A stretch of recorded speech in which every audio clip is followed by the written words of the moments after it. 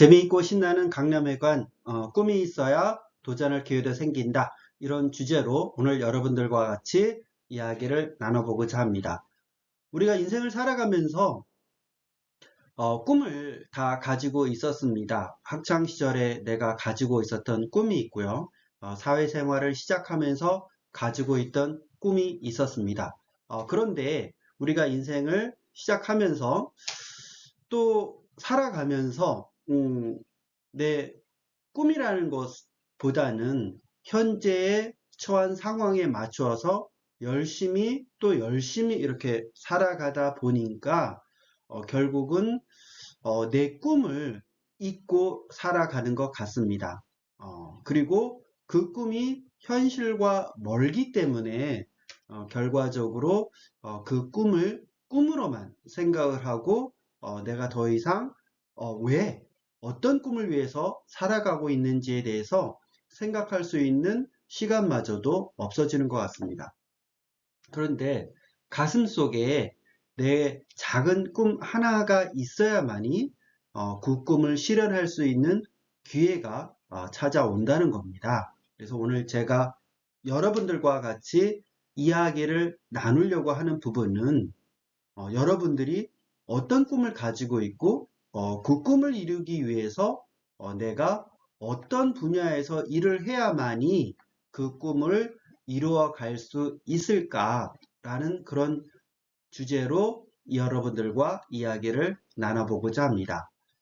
저는 대학교 때 경제학을 전공을 했고요. 그리고 군 생활은 ROTC로 군에 장교로 입대를 해서 특전사에서 중대장 근무를 하고 제대 후에는 보험업계에 입문을 했습니다. 그래서 실제로 라이프 플래너로서 영업 활동도 하고요. 또 영업 관리자인 지점장, 그리고 현재는 인카금융 서비스에서 상무로 재직 중에 있습니다. 이러한 경험을 가지고 있는 사람으로서 제가 근무를 했던 그런 분야 쪽에서 여러분들에게 어떤 가능성을 드릴 수 있는지 또 어떤 기회가 있는지를 알려드리고자 합니다. 우리가 직업을 선택을 할 때에 굉장히 인생에 있어서 또 자신의 인생에 있어서 직업이란 분야는 굉장히 중요하지만 또 얼마만큼 내가 고민을 하고 그 직업을 선택을 했을까요? 실제로 그렇게 중요하다고 생각하는 직업을 내가 취업을 시작을 해야 될 때 추천서를 받는다든지 또 내가 원서를 내서 합격을 했을 때 그냥 그 회사에 가서 일을 하게 됩니다. 그리고 어떤 업무를 하는지도 모르고 취업의 기쁨으로 그 회사에서 일을 하게 됩니다. 자, 그런데 여러분, 우리가 인생을 살아가면서 내가 어떤 일을 하느냐는 굉장히 중요합니다. 그래서 내가 어떤 직업을 갖느냐, 직장이 아닌 어떤 직업을 갖느냐는 굉장히 중요한 부분인데 그런 부분들을 크게 고민하지 않고 그 분야로 가게 된다는 겁니다. 자, 오늘 저와 여러분들이 같이 한번 이야기를 해 보려고 하는 부분은요. 정말 좋은 직업의 그 기준은 여러 가지가 있겠지만 제가 이렇게 한번 분류를 해봤습니다. 내가 그 분야에서 일을 할 때에 정말 이렇게 가치나 보람을 느낄 수 있느냐. 그리고 요즘 100세 시대인데 사오정이 아닌 그 일을 내가 정말 지속적으로 할 수가 있느냐는 거죠. 그리고 요즘 또 예전에는 그 시간을 컨트롤하는 것이 아니라 아침 일찍 출근해서 밤 늦게까지 근무하는 것을 미덕이라고 생각하고 열심히 일을 했었습니다. 지금은 워라밸이 굉장히 중요한 시대입니다. 제가 그렇다고 해가지고 열심히 일하지 말자 이런 것이 아닙니다. 열심히 일을 할 때 열심히 일을 하고 또 놀 때 충분히 내가 놀 수 있는 그런 선택권을 가질 수 있는 그런 잡이어야 한다는 겁니다. 또 그 일을 내가 5년, 10년 이렇게 했을 때에 그 분야의 전문가로서 성장을 해갈 수 있느냐. 이건 굉장히 중요한 겁니다. 그래서 내가 그 분야의 전문가로서 좀 더 전문성을 갖고 계속해서 일을 할 수 있느냐는 거고요. 또 마지막으로 그 분야에서 내가 열심히 일을 했을 때 경제적인 여유를 갖고 삶을 살아갈 수 있느냐는 겁니다. 요즘 가장 중요한 것이 또 경제적인 여유이지 않겠습니까? 경제적인 여유가 없는 것들 좀 생각하기 끔찍하시죠? 그래서 제가 오늘 말씀드리려고 하는 부분도 이런 여유 있는 삶을 살아갈 수 있느냐는 겁니다. 결국은 이러한 삶들이 뭐와 연결이 되어야 됩니까? 결국 가치나 지속성, 시간, 성장, 보수 이런 부분들도 굉장히 중요하지만 결국 내가 이번 생에 있어서 이루고자 하는 그 꿈과 연결이 되어야만 한다는 겁니다. 그렇죠? 이런 가치나 지속성 이 중에 한 가지가 충족이 된다 할지라도 내가 이번 생에 이루고자 하는 그 꿈과 연결이 되지 않는다면 참 어려울 겁니다. 재미가 없겠죠. 네. 자, 그래서 결국은 여러분들의 이런 꿈을 이루어 줄 수 있는 그 분야는 어떤 곳인가? 이렇게 한 번쯤 내 인생을 걸고 내 꿈을 이루기 위해서 한번 살아봐야 되겠다 하고 있는 분야를 여러분들도 많이 찾고 계실 겁니다. 중요한 것은 여러분들이 많이 열심히 찾고 있는데 그 해답을 여러분들이 찾기가 어렵다는 겁니다. 그래서 오늘 제가 여러분들과 같이 그러한 꿈을 어떻게 찾을 수 있을까? 또 어떤 분야가 있을까? 이런 것도 같이 알아보면 여러분들이 많이 알고 있고 우리나라의 가장 핫한 직업군이 의사 이런 분야지 않습니까? 네, 그래서 의학, 의료 분야가 있고요. 또 문과생들의 로망, 변호사, 회계사, 세무사 이런 직업군이 있겠죠. 예, 그리고 또 금융투자 쪽으로 뭐 펀드 매니저, 자산운용사 이런 부분에서도 또 기회를 가질 수가 있을 겁니다. 자, 요즘 AI 때문에 온 세계가 시끄럽습니다. 그리고 이런 빅테크 분야에서 개발자가 된다면 또 여러분 인생에 새로운 기회를 갖게 될 겁니다. 네, 그리고 전통적으로 엔터테인먼트, 스포츠 이런 분야죠. 배우라든지 스포츠 스타를 꿈꿀 수 있을 거고요. 또 마지막으로 여러분들이 꿈꿀 수 있는 분야가 사업이라든지 창업을 통해서 또 한번 열심히 살아볼 수 있는 그런 기회를 갖게 될 겁니다.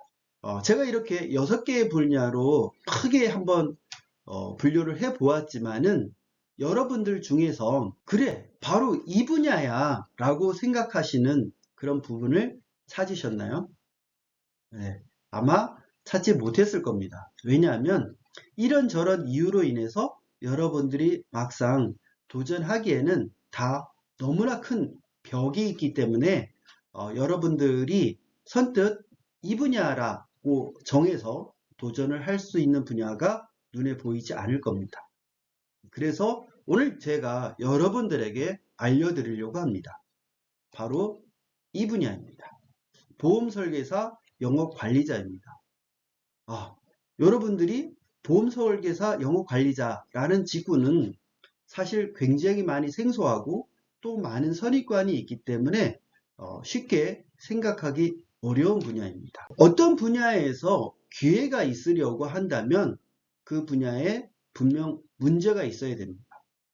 그러면 그 문제를 찾아내고 거기에 해당하는 솔루션을 제시를 한다면 분명히 거기에는 기회가 있다는 겁니다. 자, 그러면 어디에서 문제를 찾아야 될까요? 바로 우리나라 현실입니다. 자, 우리나라 좋은 나라입니다. 맞습니다. 그건 당연한 거고요. 그럼 우리나라에 어떤 문제가 있느냐면 우리나라의 현실은 출산율 요즘 많이 떨어지고요. 예, 어린이 청소년 행복지수도 낮죠. 예, 그리고 정말 우리나라만큼 교육을 많이 시키는 나라는 없을 겁니다. 그리고 사회복지는 아직도 꽝이고요. 예, 노동시간도 OECD 국가 중에서 세계 최고 수준입니다. 그리고 요즘 안전하지도 않은 환경이 굉장히 몸으로 느껴집니다. 요즘 산업재해 특별히 더 많죠. 예, 그리고 가계 부채율도 높고 OECD 자살률도 높습니다. 그리고 노인 빈곤율 정말 엄청납니다. 그리고 노인 자살률도 1위고요. 자, 이런 나라에서 우리가 살아가고 있는 겁니다. 우리가 열심히 일을 해서 하나 정도의 문제를 해결할 수 있다면 거기에는 반드시 기회가 있다는 거죠. 자, 이 중에서 나이를 먹어가면서 당연히 투병 생활을 하게 되는 거고요. 또 그렇게 했을 때 나를 돌봐줄 수 있는 간병이라는 문제가 발생을 합니다. 자, 요즘 우리가 만약 병원에 입원을 한다면 누가 와서 나를 간병을 해줄 수 있을까요? 그렇죠? 실제로 내가 병원에 누워 있다면, 또 우리 부모님들이 병원에 누워 있다면 내가 직접 달려가서 간병을 해줄 수가 없는 상황입니다. 그런데 이 간병인 하루 사용하는데 최소한 10만 원 이상이 넘어갑니다. 자, 그렇다고 한다면 이런 나이가 들었을 때에 내가 투병을 할 때에 그런 병원비 상당히 문제가 되는 사회입니다. 내가 꼭 늙어서 내가 병으로 투병을 해야만 문제가 되는 것이 아니라 노후가 됐을 때 경제적인 여유가 없다는 겁니다. 실제로 앞에 제가 이런 KBS 뉴스를 한 커트 넣어놨는데요. 노인 빈곤율이 40%입니다. 이분들이 그러면 젊었을 때에 계속해서 경제적인 어려움으로 인해서 노후 문제를 준비하지 못했을까요? 그렇지 않습니다. 이분들도 한때는 다 잘 나갔었고 경제적으로 여유가 있었던 그런 분들이라는 겁니다. 자, 그런데 더 중요한 것은 지금이 아니라 앞으로입니다. 우리나라 연령별 계층 구성비를 본다면은 좀 더 정확하게 알 수 있습니다. 자, 우리가 유소년 인구라고 할 때 0세부터 14세를 갖다가 유소년 인구라고 합니다. 이게 현재 10.2%이고요. 생산 연령 인구가 15세부터 64세까지를 말합니다. 이게 69.5%입니다. 자, 그리고 고령 인구를 65세 이상이라고 하는데 이게 20.3%입니다. 자, 문제는 지금 현재의 우리가 시간이 있을 때 커피숍에 이렇게 가보면은 노인분들이 많이 눈에 띕니다. 지금 현재 노령 인구가 몇 퍼센트라고요? 20.3%입니다. 근데 앞으로 20년 후인 2045년도에는 어떻게 되느냐면요. 노인 인구, 고령 인구가 37.3%입니다. 그러면 현재 10명 중에서 4명이 노인 인구가 되는 거고요. 현재 커피숍에서 여러분들이 만나는 노인분들을 2배로 만난다는 겁니다. 물론 여기에 계신 여러분들도 다 그 커피숍에 보이는 노인이 되어 있을 겁니다. 우리가 나이 들어서 투병하는 것에 대한 준비도 해야 되고요. 경제적인 준비도 해야 되는 게 지금 현재 우리나라 상황입니다. 이런 것들에 대해서 여러분들은 어떤 방법으로 어떤 툴을 이용해서 준비를 하고 있습니까? 아니면 여러분들 주변에 계신 분들한테 이런 방법으로 이제는 노후를 스스로 준비해야 된다고 말씀을 하고 계십니까? 네. 자, 이런 말씀을 드렸을 때 머릿속에 가장 먼저 떠오르는 생각은 보시는 것처럼 저축이라는 부분을 생각하시게 될 거고요. 또 저축만으로 안 되니까 그죠? 그래서 요즘 주식 투자를 많이 하고 있습니다. 그리고 이런 부분들이 좀 더 불안하기 때문에 좀 더 안정적인 부동산 투자를 통해서 내가 월세를 받아서 노후를 해결해야 되겠다. 이렇게 생각하시는 분들도 계십니다. 자, 또 어떤 방법이 있을까요? 또 보험이죠. 그래서 이런 보험으로 인해서 내가 투병이라든지 노후 문제를 좀 더 준비해야 되겠다. 이렇게 생각을 하고 계신 분들이 있을 겁니다. 중요한 것은 다 좋은 방법들이라는 겁니다. 이 4가지 방법들이. 그런데 이 4가지 방법들 중에서 우리가 경제적인 여유가 없기 때문에 가장 저렴하게, 가장 적은 비용으로 효율적으로 준비할 수 있는 것이 무엇이냐는 겁니다. 여러분들이 답을 내리셨겠지만 제가 이 분야에서 평생을 근무했기 때문에 보험으로 이게 가능하다는 것을 여러분들에게 알려드리려고 합니다. 자, 그렇다면 여러분들 입장에서는 보험은 굉장히 생소한 분야고 내가 할 수 없는 분야라고 생각을 하고 계실 겁니다. 그렇기 때문에 제가 오늘 여러분들에게 좀 더 알려드리려고 하는 부분이고요. 또 보험하면 너무 어렵게만 생각하고 나와는 전혀 상관관계가 없다고 생각을 하고 계실 겁니다. 그래서 이런 부분들에 대한 그런 주제로 잘할 수 있을까? 이런 내용을 갖고 또 다음 시간에 뵙겠습니다. 감사합니다.